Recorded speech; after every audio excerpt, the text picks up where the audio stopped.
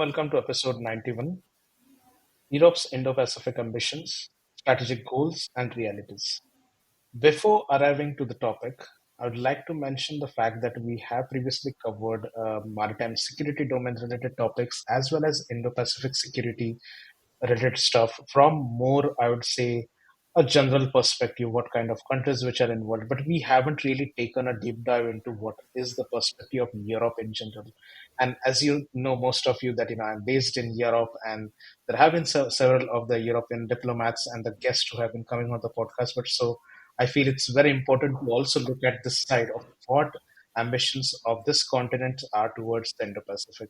So today, to take a deep dive into this topic, we have with us Gesine Weber.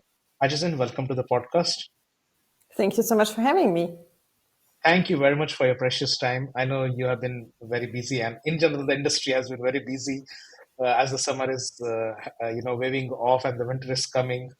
So I would like to thank you very much again, apart from everything, giving us your precious time. And today will be, of course, taking almost an hour of yours to take a deep dive into this topic. So before we actually proceed into actually dissecting the ambitions of Europe in the Indo-Pacific, can you please tell us briefly about yourself, what kind of work you do, then how you basically scaled your academic levels to reach this point where you are at the moment? I'm absolutely happy to do that. And thanks again for having me. Really looking forward to having Yes. that conversation.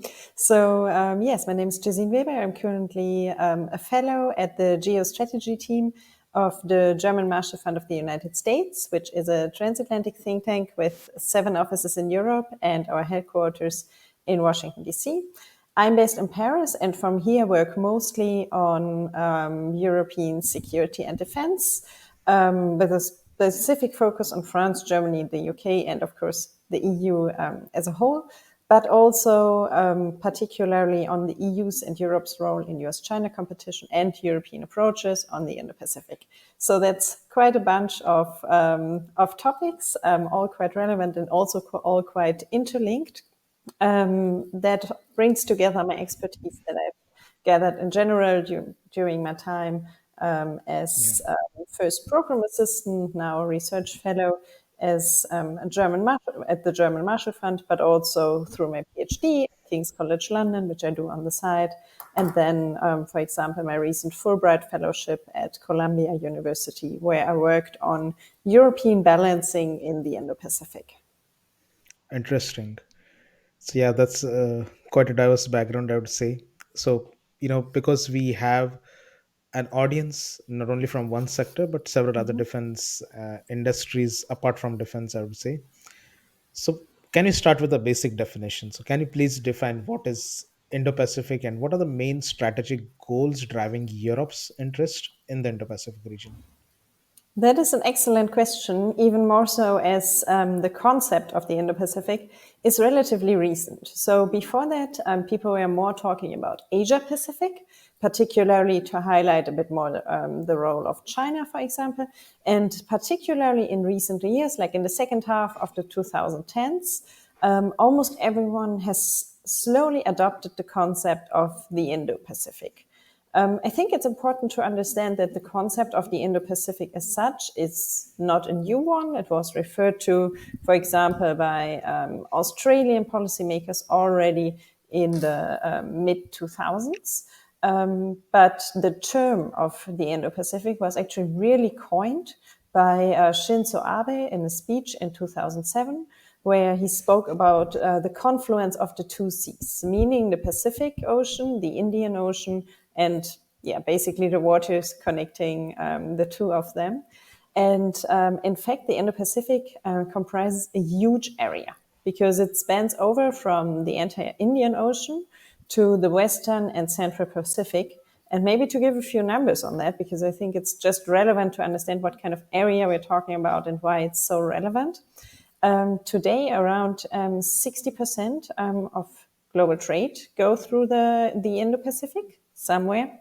50% of the global GDP are located in the region, and 60% of the world's population.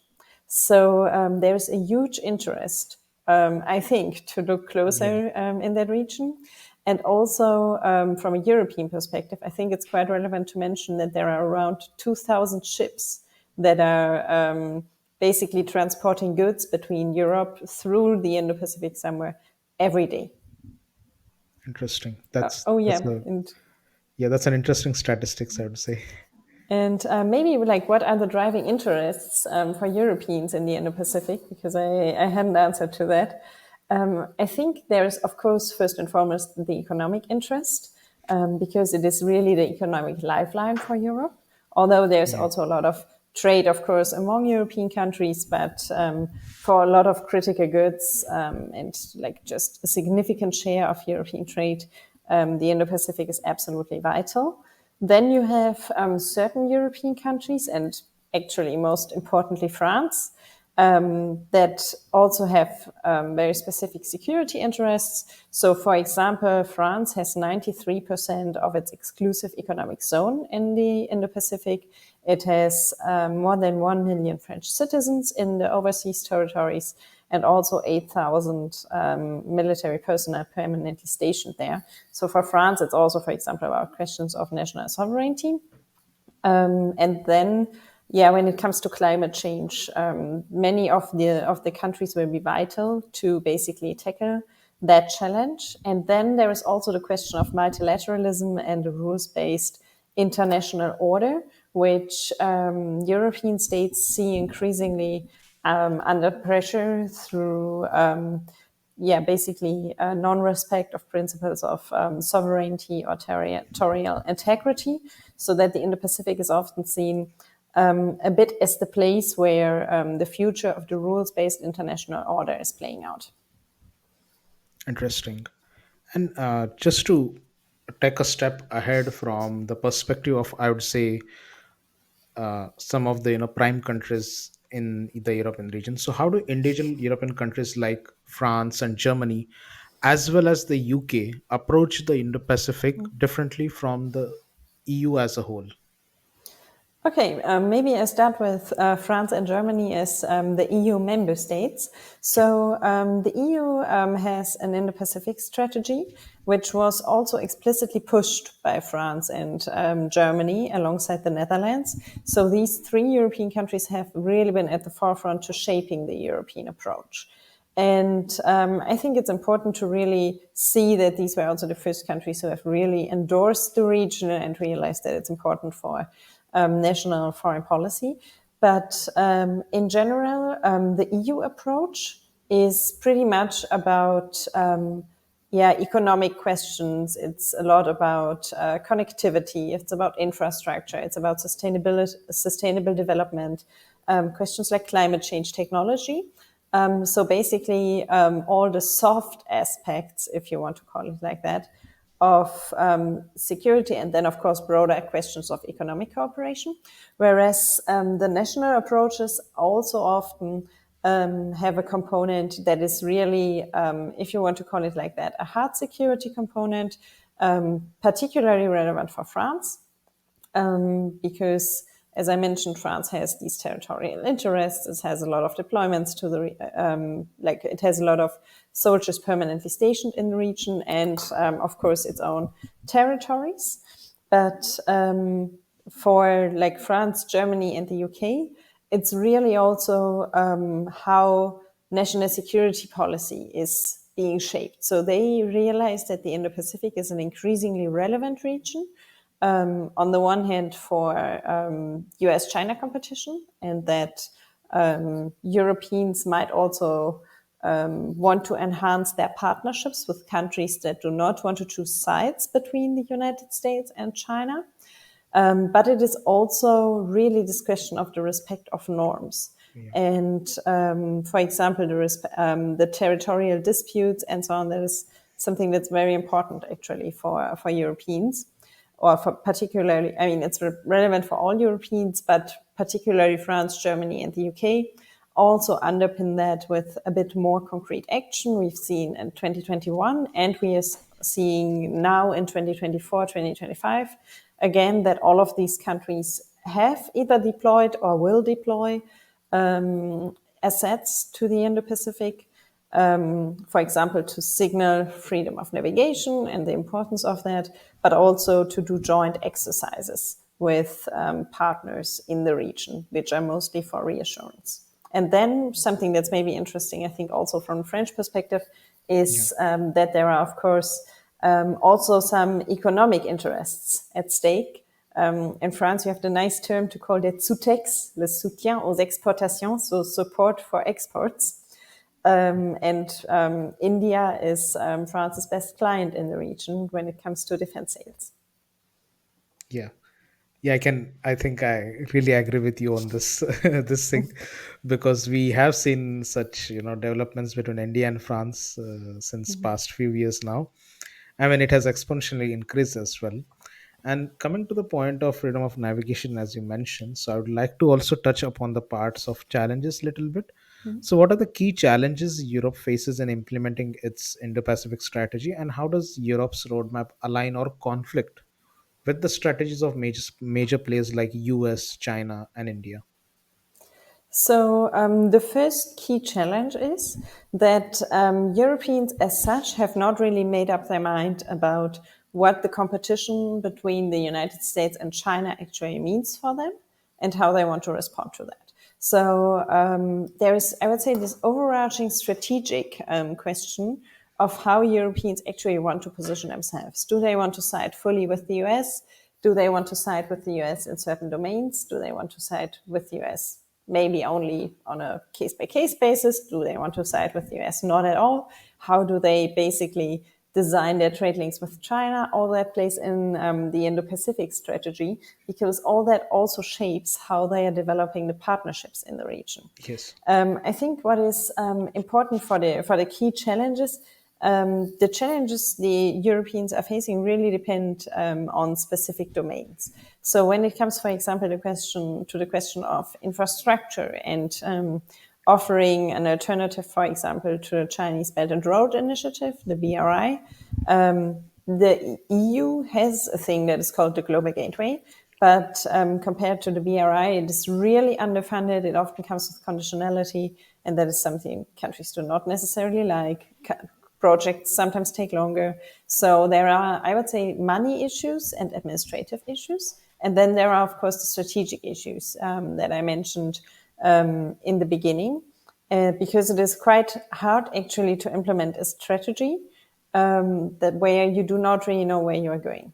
So on the EU side, it is still a bit easier because the strategy, for example, underlines the importance of multilateralism and all that, and trying to Mhm. build multilateral coalitions around challenges of global governance like climate change and so on is something that is, I would say, more feasible. But when it Yeah. really comes to the question like upholding the rules-based international order and ensuring freedom of navigation, it's really hard actually for Europeans to know how far they want to go, which partners they want to cooperate with.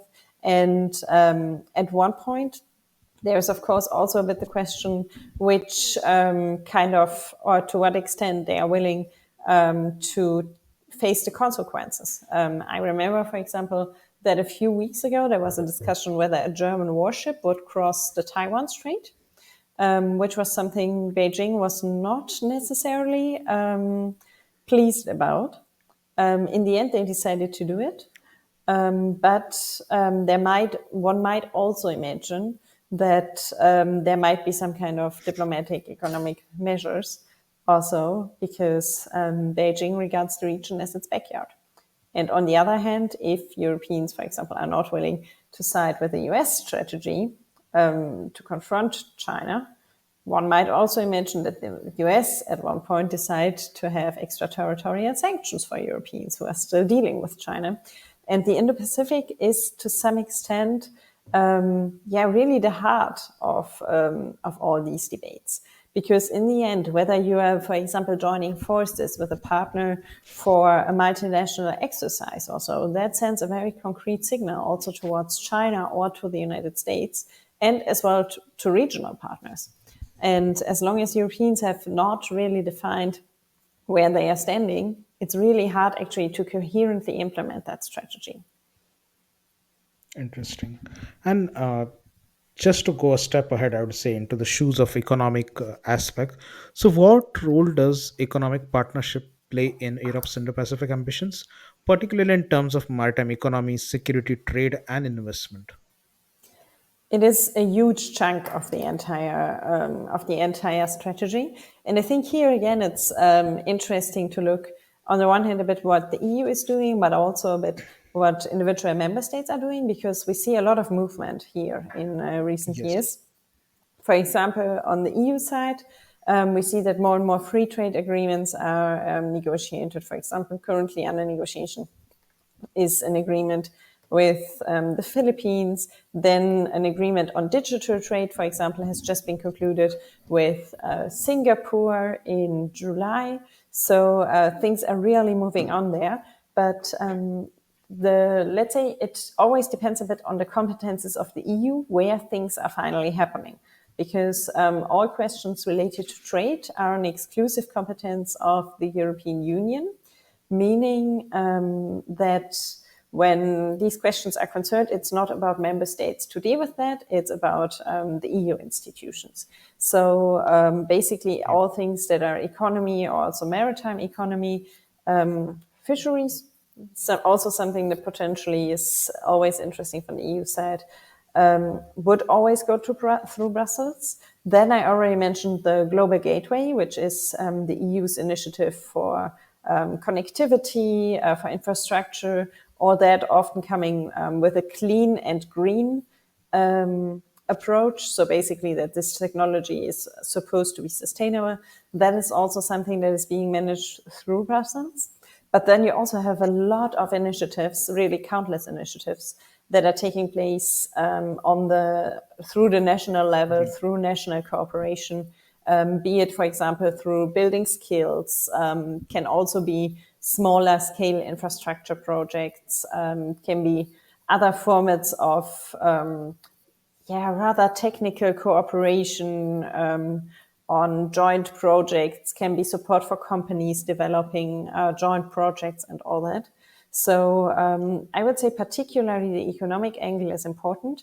And we also see that countries or governments are increasingly pushing companies to endorse the region a bit more, and particularly to endorse Southeast Asia a bit more in the effort of diversification of supply chains and so-called China plus one strategies, where companies will keep a part of their business in China or will have part of their business in China, but not necessarily expand their Chinese market, and instead rather develop economic ties, or let's say construct new sites, for example, in Vietnam. Interesting.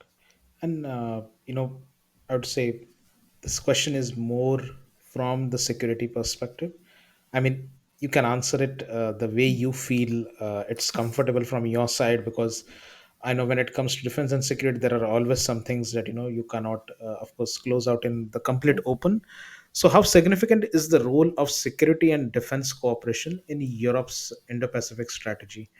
One of the reason I drafted this question is because we have been seeing a lot of things that is going on, but as you mentioned, the partnership between India and France, so there's quite a lot of defense cooperation that is going on. So can you elaborate on this perspective of security and defense cooperation in general on the Europe's Indo-Pacific strategy? Yeah, absolutely. And I think here again, it's extremely important to make the difference between the EU's Indo-Pacific strategy and the Yes. Europeans' Indo-Pacific strategies. Because for the EU, the question is actually relatively easy to answer. And Yes. the answer is not that important.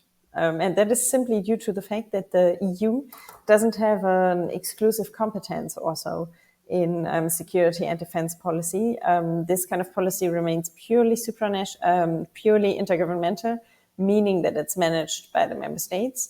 And the EU has Yes. very little to basically no say in that. So there are a few elements, for example, of maritime security and safety in the Indo-Pacific strategy. But overall, it is definitely not the focus of the EU strategy. Okay. It looks very different when you're looking at the national strategies, particularly also from France's and the UK side. that also underline, for example, yeah, just the need also to be militarily present and to reassure partners. We also see, for example, that there is participation of some European states in the Pitch Black exercise that took place Yeah. in Australia. So there are increasing links. And for example, when you look at the UK, there is the conclusion of the AUKUS agreement together with the United States and Australia, which is on the one hand a defense pact, but also a technology partnership. So there is really a willingness to enhance also security and defense engagement in the region.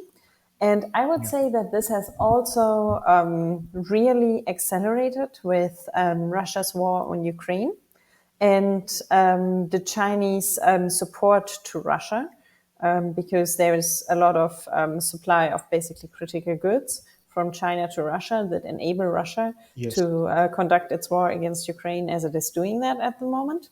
And this fact leads Europeans to reassessment of its relationships with China, but also prompts the more and more the reflection that the Indo-Pacific, as we call it in security and defense, theater and the European security theater are linked.